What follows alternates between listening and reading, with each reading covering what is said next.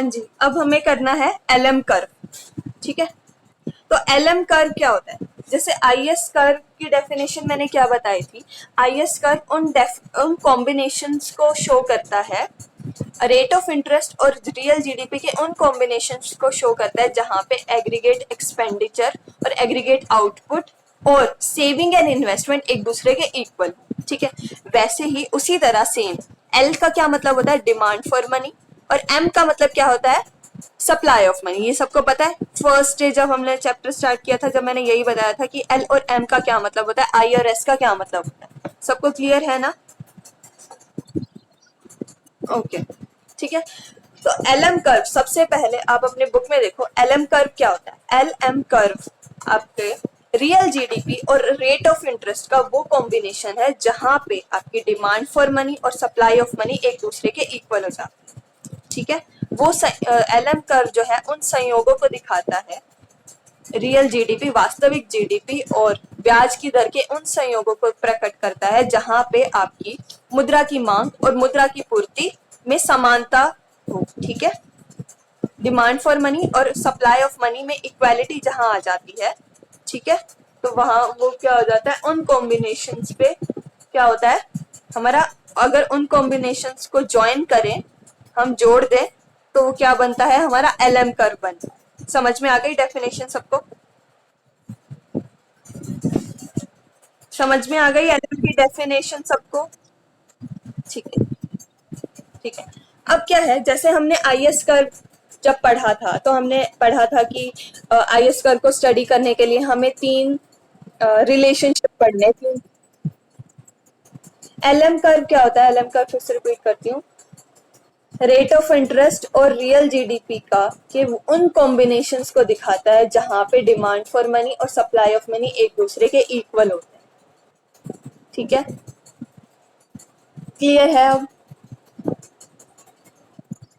Okay, फिर क्या क्या था कि जैसे हमने आईएस कर्व जब पढ़ रहे थे, जब हमने पढ़ा था कि आईएस कर्व को स्टडी करने के लिए हमें तीन रिलेशनशिप्स पढ़नी पड़ेंगी।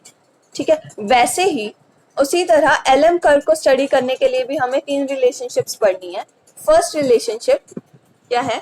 हम मुद्रा की मांग तथा ब्याज की दर के बीच में संबंध स्थापित करते हैं। ठीक है, एलएम को स्टडी करने के लिए हमें सबसे पहले क्या पढ़ना है कि रेट ऑफ इंटरेस्ट और डिमांड फॉर मनी में क्या रिलेशनशिप है। ठीक है, कि मुद्रा की मांग में और ब्याज की दर में क्या संबंध है, पहली चीज ये स्टडी करेंगे। ठीक है, सेकेंड चीज क्या करेंगे, हम इस बात की व्याख्या करते हैं कि कैसे मुद्रा की मांग में परिवर्तन के द्वारा जीडीपी में परिवर्तन ब्याज की दर को प्रभावित करता है। ठीक है, कि कैसे जीडीपी में चेंज होने की वजह से डिमांड फॉर मनी में चेंज होता है, और डिमांड फॉर मनी में चेंज आने की वजह से कैसे हमारा रेट ऑफ इंटरेस्ट चेंज होता है। ठीक है, मतलब देखो हम क्या देखेंगे, सेकेंड रिलेशनशिप हम देखेंगे कि कैसे जीडीपी में चेंज होने की वजह से, कि जीडीपी जो है उसमें चेंजेस आए, जीडीपी में चेंज होने की वजह से क्या हुआ, हमारा डिमांड फॉर मनी, मुद्रा की मांग में चेंज आएगा। ठीक है, और मुद्रा की मांग में चेंज आने की वजह से क्या होगा, ब्याज की दर में चेंज आ जाएगा। ठीक है, तो ये कैसे पॉसिबल है, हम इसको स्टडी करेंगे। क्लियर है? समझ में आ गया क्या पढ़ने वाले हैं? पढ़ क्या रहे हैं ये पता है कि एलएम को स्टडी करने के लिए, एलएम का अगर अध्ययन करना है तो हमें किन तीन संबंध कौन कौन से स्टडी करने पड़ेंगे, किस किस के बीच में संबंध स्थापित करने पड़ेंगे। सबसे पहला हमें क्या करना है, ब्याज की दर में और मुद्रा की मांग में संबंध स्थापित करना है। ठीक है, relationship between rate of interest and demand for money. Second हम क्या देखेंगे कि कैसे जीडीपी में चेंज आने की वजह से डिमांड फॉर मनी में चेंज आता है, और डिमांड फॉर मनी में चेंज आने की वजह से हमारे रेट ऑफ इंटरेस्ट में चेंज आता है। ठीक है, सेकंड चीज समझ में आ गई? हाँ जी, जल्दी बताओ, समझ में आई या रिपीट करूं? ओके, ठीक है। अच्छा, थर्ड हमें रिलेशनशिप देखना है कि डिमांड फॉर मनी में, सॉरी, रेट ऑफ इंटरेस्ट में, ब्याज की दर में और जीडीपी में क्या रिलेशनशिप है। ठीक है, जब जब हमारी डिमांड फॉर मनी इक्वल है सप्लाई ऑफ मनी के। ठीक है, थर्ड रिलेशनशिप क्या देखेंगे कि रेट ऑफ इंटरेस्ट और जीडीपी में क्या रिलेशनशिप है जब डिमांड फॉर मनी और सप्लाई ऑफ मनी एक दूसरे के इक्वल होते हैं तो। ठीक है, तो ये तीनों चीज हमें पढ़नी है। एलएम को स्टडी करने के लिए हमें ये चीज तीनों रिलेशनशिप्स का पता होना चाहिए। ठीक है, तो सबसे पहले क्या है, डिमांड फॉर मनी और रेट ऑफ इंटरेस्ट में रिलेशनशिप देखते हैं, मुद्रा की मांग तथा ब्याज की दर में। अब देखो, एक चीज देखो, जब ब्याज की दर ज्यादा होती है, रेट ऑफ इंटरेस्ट ज्यादा होता है, तो हम मनी का डिमांड ज्यादा करते हैं या कम करते हैं? मुद्रा की मांग ज्यादा करेंगे या कम करेंगे? क्यों कम क्यों करेंगे? क्यों कम करेंगे? हाँ जी, क्यों कम करेंगे?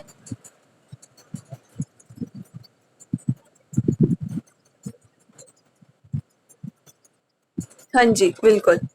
ठीक है, अगर रेट ऑफ इंटरेस्ट जो है वो ज्यादा होगी तो हम डिमांड क्या करेंगे, मुद्रा की मांग को कम कर देंगे। क्यों? क्योंकि हम कैश में ना रख के उसको बैंक्स में डिपॉजिट करवाएंगे ताकि हमें ज्यादा ब्याज मिले। ठीक है, इसके ऑपोजिट अगर रेट ऑफ इंटरेस्ट कम है तो हम क्या करेंगे, डिमांड ज्यादा करेंगे और बैंक में कम रखेंगे। ठीक है, पता है सबको आपको इन सब का ये रिलेशनशिप पता है ना, रेट ऑफ इंटरेस्ट और डिमांड फॉर मनी में। ठीक है, तो क्या हो गया, जब रेट ऑफ इंटरेस्ट बढ़ती है तो डिमांड फॉर मनी कम हो जाते हैं और रेट ऑफ इंटरेस्ट कम होती है तो डिमांड फॉर मनी बढ़ जाती है। ठीक है, तो इसका क्या मतलब हुआ कि रेट ऑफ इंटरेस्ट और डिमांड फॉर मनी में कैसा रिलेशनशिप है, नेगेटिव रिलेशनशिप, ऋणात्मक संबंध है। ठीक है, मुद्रा की मांग में और ब्याज की दर में कैसा रिलेशनशिप है, ऋणात्मक संबंध है। क्लियर है यहां तक? अच्छा, अब एक कॉन्सेप्ट आता है अपॉर्चुनिटी कॉस्ट का, अवसर लागत का। तो अवसर लागत क्या होती है, मान लो जैसे हमारे पास दो ऑप्शन है, हमारे पास कैश है, तो हमारे पास दो ऑप्शन है कि या तो हम कैश को कैश में ही रखें अपने पास या फिर हम बैंक में डिपॉजिट करवा दें। ठीक है, तो क्या होगा अगर हम उसको कैश में रखते हैं, ठीक है, तो क्या होगा, हम रेट ऑफ इंटरेस्ट को यानी ब्याज की दर को, जो भी हमें अगर बैंक में हम पैसा जमा करवाते तो हमें जो भी ब्याज मिलता है उसको क्या कर रहे हैं, हम उसको सैक्रिफाइस कर रहे हैं। ठीक है, उसको त्याग रहे हैं। ठीक है, उसका त्याग कर रहे हैं। तो ये क्या हो गई, जो ब्याज की दर हमें मिलने वाली थी वो हमारी क्या होगी, अवसर लागत होगी, अपॉर्चुनिटी कॉस्ट हो गई कि हमने उसको क्या किया, हमने पैसे को कैश में ही रखा बजाय के बैंक में डिपॉजिट करवाएं। ठीक है, हमने क्या रखा, कैश में रखा। अगर कैश में रखेंगे तो हमें क्या मिलेगा, रेट ऑफ इंटरेस्ट नहीं मिलेगा। तो रेट ऑफ इंटरेस्ट नहीं मिलेगा तो क्या होगा, रेट ऑफ इंटरेस्ट हमारी क्या हो गई, अवसर लागत होगी, अपॉर्चुनिटी कॉस्ट हो गई जो हमने सेक्रीफाइस की।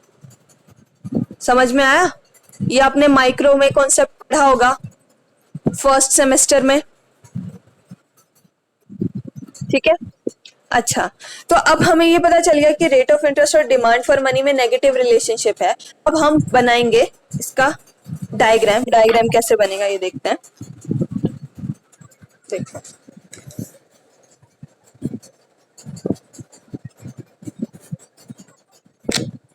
ओ एक्स एक्सिस पे ले लिया एल मतलब डिमांड फॉर मनी।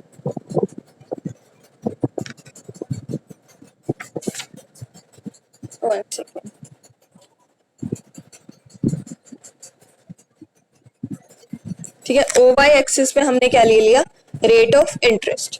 ठीक है, अब एल जो है वो क्या है, मुद्रा की मांग और ब्याज की दर में कैसा संबंध है, ऋणात्मक संबंध है यानी नेगेटिव रिलेशनशिप है। तो इसका कर्व कैसा बनेगा, डाउनवर्ड स्लोपिंग। ठीक है, यानी रेट ऑफ इंटरेस्ट क्या है, जब आपकी रेट ऑफ इंटरेस्ट ओ आर है तो आप कितनी डिमांड करोगे, ओ की डिमांड करोगे। ठीक है, हाँ जी, समझ में आ गया? ओके, फिर क्या होगा, मान लो आपकी डिमांड, आपका जो रेट ऑफ इंटरेस्ट है ओ आर से ओ आर 1 हो गया।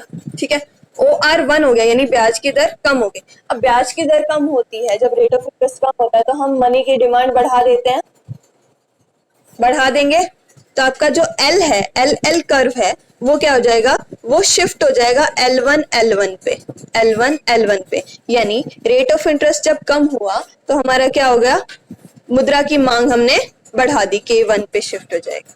समझ में आ गया कि रेट ऑफ इंटरेस्ट के कम हो जाने से क्या हो गया, हमारी मुद्रा की मांग बढ़ गई। ठीक है, डिमांड फॉर मनी हमने बढ़ा दी, तो एल कर्व जो है L1 पे शिफ्ट हो गया।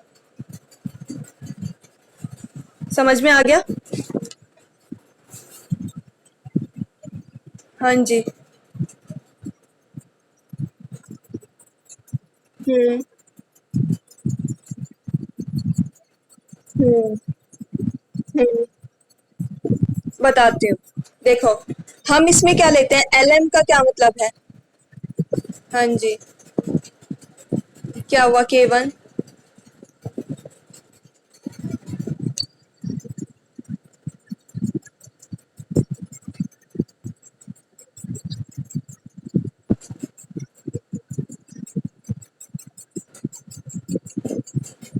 जो ये वाला कह रहे हो आप, कोई नाम कुछ भी रख दो, कोई बात नहीं है, बुक में जो नाम है कोई दिक्कत नहीं है, कोई भी रख दो, K2 कर लो, K1 कर लो,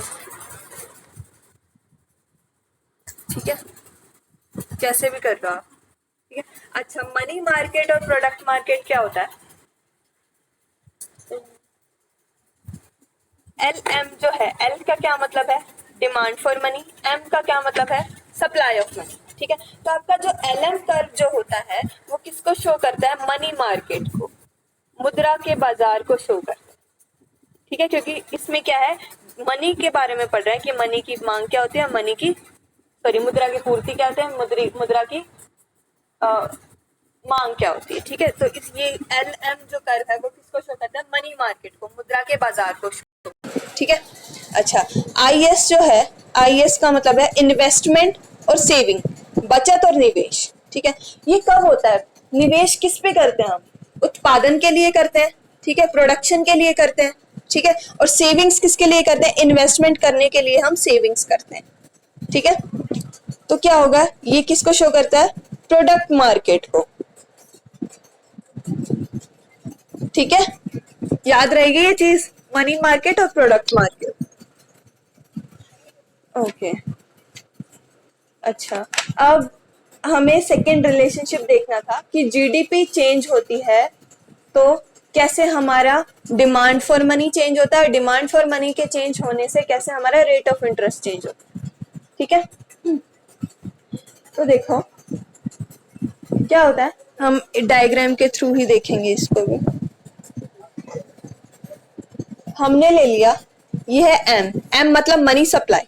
मनी सप्लाई हमने कांस्टेंट लिए, क्यों, क्योंकि मनी सप्लाई जो डिटरमाइन करते हैं वो कौन डिटरमाइन करता है, मॉनेटरी अथॉरिटी। ठीक है, अथॉरिटीज बड़े, मनी सप्लाई कौन डिटरमाइन करती है, मॉनेटरी अथॉरिटी करेगी कि कितनी मुद्रा की पूर्ति कितनी होनी चाहिए, तो वो बार बार चेंज नहीं हो सकती, इसीलिए मनी सप्लाई हमारी कांस्टेंट है। ठीक है, अब ये ले लिया हमने L1, इसको कर्व्ड भी बना सकते हैं और ऐसे स्ट्रेट लाइन भी बना सकते हैं, एक ही बात है। ठीक है, L1। ठीक है, अच्छा, ये है हमारा quantity of money x axis पे, और OY एक्सिस पे हमने ले लिया रेट ऑफ इंटरेस्ट। अच्छा, अब क्या है, रेट ऑफ इंटरेस्ट कहाँ होगा, इक्विलिब्रियम में, जहां पे डिमांड फॉर मनी और सप्लाई ऑफ मनी एक दूसरे के इक्वल है, तो OR। ठीक है, फिर क्या हुआ, अब मान लो GDP बढ़ गया।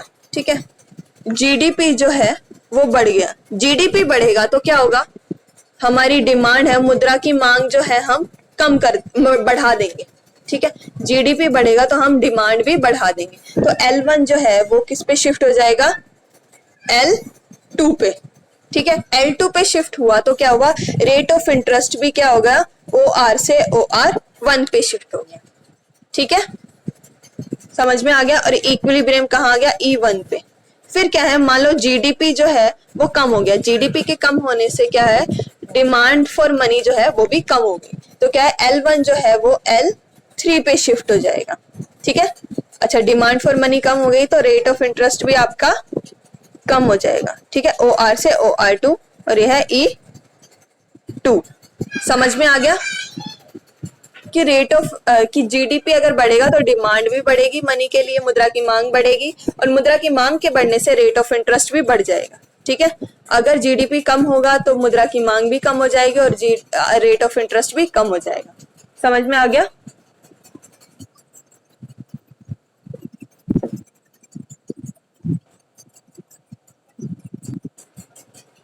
क्यों हो जाता है? सप्लाई उतनी की उतनी है, डिमांड बढ़ गई तो क्या होगा? रेट ऑफ इंटरेस्ट बढ़ेगा,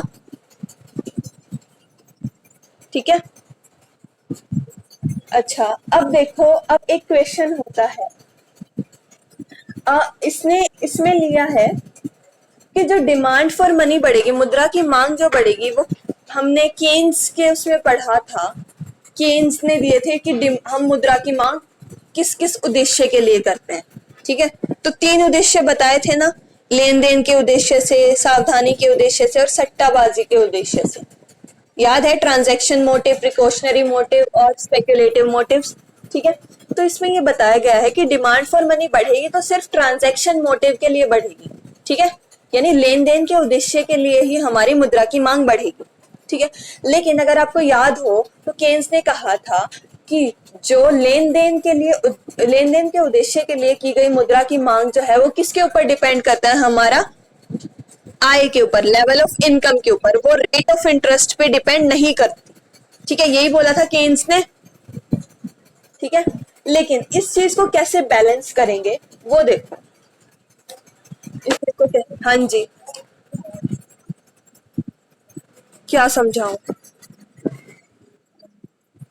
केन्स ने क्या कहा था? केन्स ने डिमांड फॉर मनी बताया था कि हम मनी की डिमांड 3 पर्पजेस के लिए करते हैं, एक तो ट्रांजैक्शन पर्पजेस, एक प्रिकॉशनरी पर्पजेस और स्पेक्युलेटिव पर्पजेस, ठीक है। लेकिन इसमें क्या कहा गया है कि डिमांड फॉर मनी अगर बढ़ाएंगे तो किसके लिए बढ़ाएंगे? सिर्फ ट्रांजैक्शन मोटिव के लिए बढ़ाएंगे, लेन देन के उद्देश्य के लिए हम मुद्रा की मांग करेंगे, ठीक है। लेकिन केन्स ने क्या कहा था? केन्स का कहना था कि ट्रांजैक्शन मोटिव के लिए, लेन देन के उद्देश्य के लिए जब हम मुद्रा की मांग करते हैं वो लेवल ऑफ इनकम पे डिपेंड करती है, ठीक है, आय के स्तर के ऊपर निर्भर करती है कि जितना हमारा आय का स्तर होगा उतनी ज्यादा हम मुद्रा की मांग करेंगे लेन देन के उद्देश्य के, ठीक है। समझ में आया?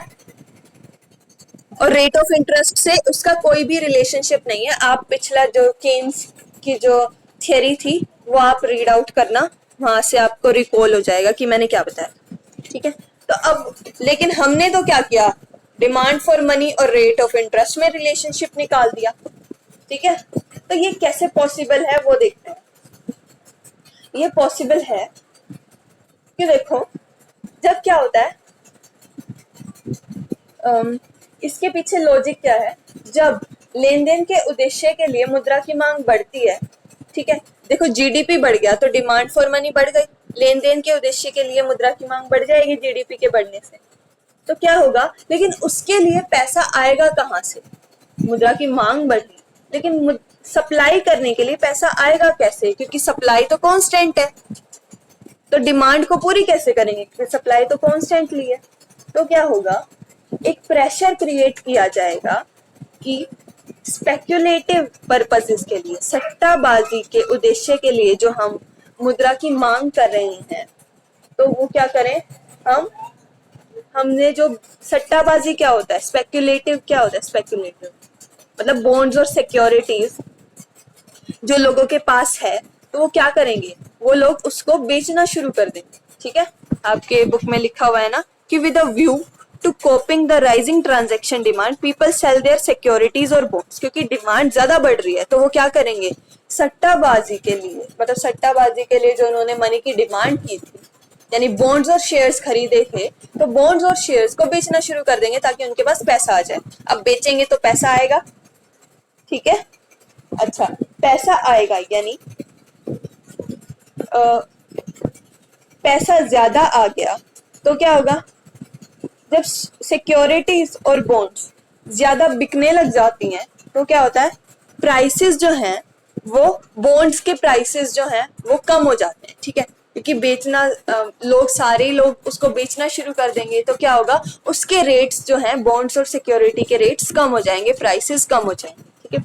अच्छा, प्राइसेस कम हो जाएंगे तो क्या होगा, इंटरेस्ट रेट ऑफ इंटरेस्ट जो है वो बढ़ जाएगा, ठीक है। बहुत ज्यादा लॉजिक में मत जाओ, ठीक है। तो क्या होगा, जब प्राइसेस कम हो जाएंगे तो उसको ठीक करने के लिए क्या होगा, रेट ऑफ इंटरेस्ट बढ़ा देंगे, ठीक है। तो ये होता है कि कैसे हमने क्या किया, जीडीपी बढ़ा तो डिमांड बढ़ गई, डिमांड बढ़ने से क्या हुआ, डिमांड मुद्रा की मांग बढ़ने से रेट ऑफ इंटरेस्ट भी बढ़ गया। लेकिन इसके पीछे क्या लॉजिक है कि लेन देन के उद्देश्य के लिए की गई मुद्रा की मांग बढ़ जाएगी तो उससे क्या होगा, प्रेशर क्रिएट होगा, प्रेशर आएगा लोगों पे, तो लोग क्या करेंगे, जो बॉन्ड्स और शेयर्स खरीदे हैं उनको बेचना शुरू कर देंगे ताकि उनके पास पैसा आ जाए। अब बॉन्ड्स और शेयर्स इतने सारे बिक रहे हैं, वापस हो रहे हैं, तो क्या होगा, उनके प्राइसेस कम हो जाएंगे, उनकी कीमत कम हो जाएगी, और उनकी कीमत कम होने की वजह से क्या होगा, रेट ऑफ इंटरेस्ट जो है वो बढ़ जाएगा, ब्याज की दर जो है वो बढ़ जाएगी, ठीक है।